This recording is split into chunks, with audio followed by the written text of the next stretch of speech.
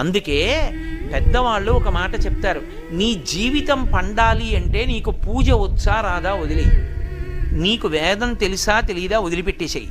నువ్వు ఉపనిషత్తులు చదువుకున్నావా చదువుకోలేదా వదిలిపెట్టేయి, రామాయణ భారత భాగవతాలు తెలుసుకున్నావా లేదా వదిలిపెట్టేయి, దక్షిణామూర్తి యొక్క మూర్తిని చూస్తూ కూర్చోవడం నేర్చుకో, అదొక్కటి నేర్చుకో చాలు. ఏమక్కర్లేదు, ఇంకా దక్షిణామూర్తిని పెట్టుకుని రోజు కాసేపు ఆయన్ని చూస్తే చాలు. మీకు నేను ఇంకా విచిత్రమైన విషయం చెప్పనా, చంటి పిల్లలు కొంచెం కొంచెం పెరిగి పెద్దవాళ్ళు అవుతున్నప్పుడు ఇంట్లో అందమైన దక్షిణామూర్తి విగ్రహం ఉండి, విగ్రహం అంటే ఫోటో కనీసం ఉండి, పిల్లలు కాసేపు దాని వంక చూడడం అలవాటైతే మీరు చూడండి, నేను యథార్థం చెప్తున్న, పెద్దలు నిర్ణయం చేసింది,